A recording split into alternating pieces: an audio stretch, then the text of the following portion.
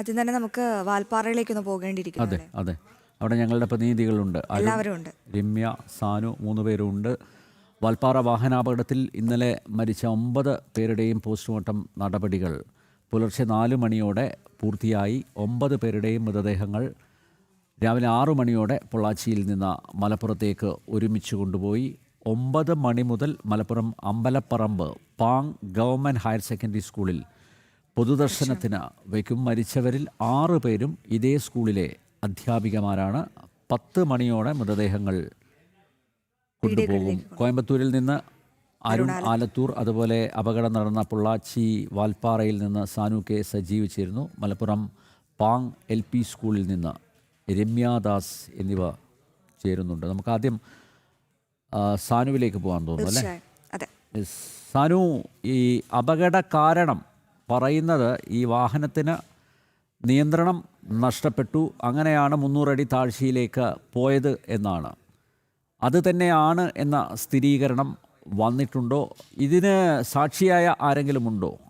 അതുവഴി യാത്ര ചെയ്തവർ സ്വാഭാവികമായിട്ടും കണ്ടു കാണും. പക്ഷേ ഈ വാൻ 300 അടി താഴ്ചയിലേക്ക് മറഞ്ഞത് കണ്ടവരാരും ഉണ്ടാവില്ല, ആ സാധ്യത കുറവാണ്. CCTV ദൃശ്യങ്ങൾ ഉണ്ടാകാനുള്ള സാധ്യത അവിടെ CCTV ഉണ്ടോ എന്ന കാര്യത്തിൽ വ്യക്തതയുണ്ട്.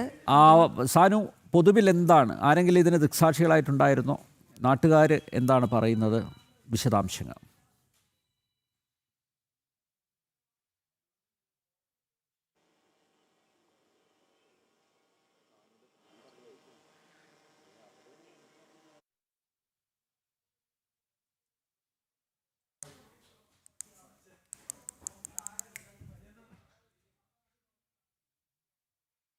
എന്തായാലും വളരെ വേദനാജനകമായ ഒരു സംഭവമായി പോയി. ഹൃദയവേദനയിലാണ് പാങ്.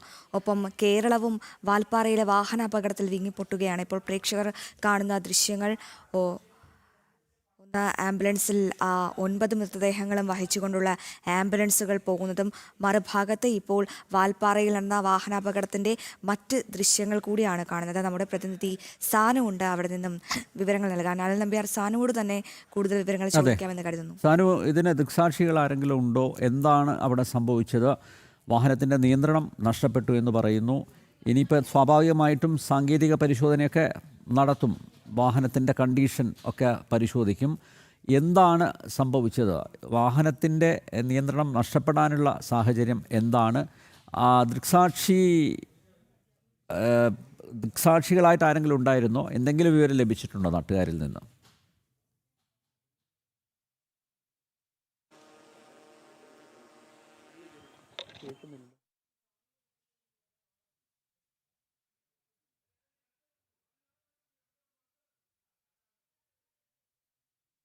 ശരിയാണ്, നമുക്ക് സാനുവിനോട് കൂടുതൽ വിവരങ്ങൾ തേടാം പിന്നീട്.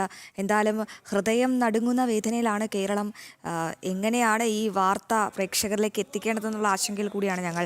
അപ്പോൾ ഞങ്ങളുടെ പ്രതിനിധികൾ എല്ലാവരും തന്നെ തയ്യാറാണ്. ഇനി നമുക്ക് കോയമ്പത്തൂരിലേക്കൊന്ന് പോകാം. അവിടെ അരുൺ ആലത്തൂരുണ്ട്. അരുൺ, നമ്മയെല്ലാം ഞെട്ടിപ്പിച്ച ഒരു വാർത്തയാണ് ഇന്നലെ എത്തിയത്. വാൽപ്പാറയിലെ ആ വാഹനാപകടത്തിൽ നാം എല്ലാവരും ഒരുപോലെ വിങ്ങിപ്പൊട്ടുകയാണ്. എന്താണ് നിലവിലെ അവസ്ഥ? അവിടെ നിന്ന് ലഭിക്കുന്ന ഏറ്റവും പ്രധാനപ്പെട്ട വിവരങ്ങൾ എന്തൊക്കെയാണ്? ഈ മരിച്ചവരുടെ പേര്, വിശദാംശങ്ങൾ, മറ്റു വിവരങ്ങൾ കൂടി പങ്കുവയ്ക്കാം. അരുൺ. അശ്വതി, ഇന്നലെ വൈകിട്ട് 5:25-നും 5:30-നും ഇടയിലാണ് പൊള്ളാച്ചിയിലെ വാൽപ്പാറയിലെ ഹെയർപിൻ വളവ്, 13ാമത്തെ ഹെയർപിൻ വളവിൽ വെച്ച് ഈ ദാരുണ സംഭവം ഉണ്ടാവുന്നത്. മലപ്പുറം പാങ്ങിൽ നിന്ന് ഈ വിനോദയാത്ര തിരിച്ച 13 അംഗ സംഘം സഞ്ചരിച്ച ട്രാവലർ, ആ വാഹനം 13ാമത്തെ വളവിൽ വെച്ച് നിയന്ത്രണം നഷ്ടപ്പെട്ട് ഈ കൊക്കയിലേക്ക് മറിയുകയായിരുന്നു. 13ാമത്തെ വളവിൽ മറിഞ്ഞ വാഹനം അത് 9ാമത്തെ വളവിലേക്ക് പതിക്കുകയായിരുന്നു. അത്തരത്തിൽ വലിയ ഒരു അപകടം ഉണ്ടായി. ആ അപകടം ഉണ്ടായതിന് പിന്നാലെ നാട്ടുകാരുടെയും മറ്റുമൊക്കെ നേതൃത്വത്തിൽ വലിയ രീതിയിൽ രക്ഷാപ്രവർത്തനം ദ്രുതഗതിയിൽ തന്നെ നടത്തി ഈ അപകടത്തിൽ പരിക്കേറ്റ എല്ലാവരെയും ആദ്യം കൊക്കയിൽ നിന്ന് വാഹനമൊക്കെ വെട്ടിപ്പൊളിച്ചൊക്കെയാണ് പുറത്തേക്ക് എടുത്തത്. തുടർന്ന് ആ കൊക്കയിൽ നിന്നും പ്രധാന പാതയിലേക്ക് എത്തിച്ചു. ആ പാതയിൽ നിന്നും പിന്നീട് അവരെ ഞാനിപ്പോൾ നിൽക്കുന്ന പൊള്ളാച്ചിയിലെ സർക്കാർ ആശുപത്രിയിലേക്കാണ് എത്തിച്ചത്. പൊള്ളാച്ചിയിലെ സർക്കാർ ആശുപത്രിയിലേക്ക് എത്തിച്ചപ്പോഴേക്കും തന്നെ പലർക്കും ജീവൻ നഷ്ടമായിരുന്നു. പിന്നീട് ഇവിടെ ചികിത്സയിൽ തുടരുന്ന സമയത്തും നിരവധി പേർക്ക് ജീവൻ നഷ്ടമായി. അങ്ങനെ 9 പേർക്കാണ് ഈ അപകടത്തിൽ ജീവൻ നഷ്ടമായത്. പാങ്ങ് സ്കൂളിലെ പ്രധാന അധ്യാപികയായ അജിത ഉൾപ്പെടെയുള്ള 9 പേർക്ക് ജീവൻ നഷ്ടമാവുകയായിരുന്നു. ഇവർ നമുക്കറിയാം വിഷു ആയിരുന്നു, തെരഞ്ഞെടുപ്പായിരുന്നു, കേരളത്തിൽ വലിയ തിരക്ക് പിടിച്ച ദിവസങ്ങളായിരുന്നു. ആ തിരക്കുകളൊക്കെ അവസാനിച്ചതിന് ശേഷം ഇവർ ഈ വാൽപ്പാറയിലേക്ക് ഒരു വിനോദയാത്ര പുറപ്പെട്ടതാണ്. സ്കൂളിലെ അധ്യാപകരും അതുപോലെ തന്നെ പാചകത്തൊഴിലാളിയും സ്കൂളിലെ വാഹനത്തിൻ്റെ ഡ്രൈവർ ഉൾപ്പെടെയുള്ള ആളുകൾ, അതിൽ ചിലരുടെ മക്കളും ചേർന്നുകൊണ്ടാണ് ഇവർ ഈ 13 അംഗ സംഘം വാൽപ്പാറയിലേക്ക് യാത്ര തിരിച്ചത്. വാൽപ്പാറയിലെത്തി വാൽപ്പാറയിലെ വിവിധ ഭാഗങ്ങളൊക്കെ സന്ദർശിച്ചു. അതിനുശേഷം അവർ തിരികെ മടങ്ങി നാട്ടിലേക്ക് വരികയായിരുന്നു ഉദ്ദേശിച്ചത് വൈകിട്ടോടുകൂടി. അതിനിടയ്ക്കാണ് നനച്ചിരിക്കാതെ ഈ അപകടമുണ്ടായത്. 22-കാരനായ ഒരു വ്യക്തിയാണ് വാഹനം ഓടിച്ചിരുന്നത്. ആ വ്യക്തി ഉൾപ്പെടെ 4 പേർക്ക് അപകടത്തിൽ പരിക്കേറ്റിപ്പോൾ ചികിത്സയിലാണ്. ഒരാളെ ഞാൻ നിൽക്കുന്ന പൊള്ളാച്ചി ആശുപത്രിയിലായിരുന്നു ഉണ്ടായിരുന്നത്, ഒരു 11 വയസ്സ് മാത്രം പ്രായമുള്ള പെൺകുട്ടിയെ. പക്ഷേ ആ പെൺകുട്ടിക്ക് വലിയ പരിക്കുകളില്ല, കൈയും കാലും ചെറിയ പോറലുകളും മറ്റുമല്ലാതെ വലിയ പരിക്കുകളില്ല എന്ന് കണ്ടതോടുകൂടെ ആ പെൺകുട്ടിയെ ഇപ്പോൾ മലപ്പുറത്തെ ആശുപത്രിയിലേക്ക് പൊള്ളാച്ചിയിൽ നിന്ന് ഷിഫ്റ്റ് ചെയ്തിട്ടുണ്ട്. അതേസമയം തന്നെ മറ്റ് 3 ആളുകൾക്ക് വലിയ രീതിയിൽ പരിക്കുണ്ട്. അവർ ഇപ്പോഴും കോയമ്പത്തൂരിലെ സർക്കാർ ആശുപത്രിയിൽ ചികിത്സയിൽ തുടരുന്ന സാഹചര്യമാണുള്ളത്. കോയമ്പത്തൂർ ജില്ലയിലെ കടമ്പൂർ പോലീസ് സ്റ്റേഷൻ പരിധിയിലാണ് ഈ 13-ാം ഹെയർപിൻ വളവുള്ളത്. ഈ അപകട മേഖലയെക്കുറിച്ച് പറയുമ്പോൾ ഏകദേശം 50ഓളം ഹെയർപിൻ വളവുകൾ ഉള്ളതാണ് ഈ ഒരു അപകട മേഖല, അല്ലെങ്കിൽ വാൽപ്പാറയിലെ ഹിൽ സ്റ്റേഷൻ എന്നുള്ളത്. ആ 50 ഹെയർപിൻ വളവുകളിൽ പ്രധാനമായിട്ടും അപകടത്തിന് എന്താണ് വഴിവെച്ചത്, ഇങ്ങനൊരു അപകടം ഉണ്ടാവാൻ എന്താണ് കാരണം എന്നുള്ളത് ഇനി അറിയേണ്ടതായിട്ടുണ്ട്. അതിൽ നമുക്ക് നിലവിൽ മനസ്സിലാക്കാൻ സാധിക്കുന്നത് ഈ ഊട്ടിയിലെയും മറ്റുമൊക്കെ അപേക്ഷിച്ച് നോക്കുമ്പോൾ വാൽപ്പാറയിലെ വളവുകൾ, ഹെയർപിൻ വളവുകളും റോഡും എന്ന് പറയുന്നത് താരതമ്യേന വീതി കുറവാണ്. ഊട്ടിയിലെന്നും പോലെ വീതി അത്രയില്ല, വീതി കുറവാണ്. ആ വീതി കുറഞ്ഞതുകൊണ്ട് തന്നെ വാഹനം ഒടിച്ചിറക്കുന്ന സമയത്ത് ഒന്നുകിൽ സുരക്ഷാ വേലിയിൽ തട്ടി കൊക്കയിലേക്ക് മറിഞ്ഞതാവാനുള്ള ഒരു സാധ്യത ഒന്ന് കാണുന്നുണ്ട്. രണ്ടാമത് ഈ അപകട സമയത്ത് ഈ ഹെയർപിൻ വളവുകൾ ഒടിച്ചിറക്കുന്ന സമയത്ത് വാഹനത്തിൻ്റെ നിയന്ത്രണം നഷ്ടപ്പെട്ടത് മറിഞ്ഞതാവാനുള്ള സാധ്യതയുണ്ട്. മറ്റൊന്ന് ട്രാവലറാണ്. ട്രാവലർ എന്ന് പറയുന്ന വാഹനം എപ്പോഴും ഈ മറിയുന്നതിന് കൂടുതൽ സാധ്യതയുള്ള, അപ്പോൾ കാറുകളെയും മറ്റു വാഹനങ്ങളെയൊക്കെ അപേക്ഷിച്ച് നോക്കുമ്പോൾ ട്രാവലർ എന്നുള്ള വാഹനം ചെറിയ ടയറുകളും മറ്റുമൊക്കെ ആയതുകൊണ്ട് തന്നെ അതെപ്പോഴും മറിയുന്നതിന് വലിയ സാധ്യതയുള്ളതാണെന്നുള്ളതാണ് ഈ പല ഡ്രൈവർമാരും മറ്റുമൊക്കെ പറയുന്നത്. അതുകൊണ്ട് തന്നെ അങ്ങനെ ഈ വളവ് ഒടിച്ചിറക്കുന്ന സമയത്ത് ആണോ എന്നുള്ളതും ഒരു സംശയമുണ്ട്.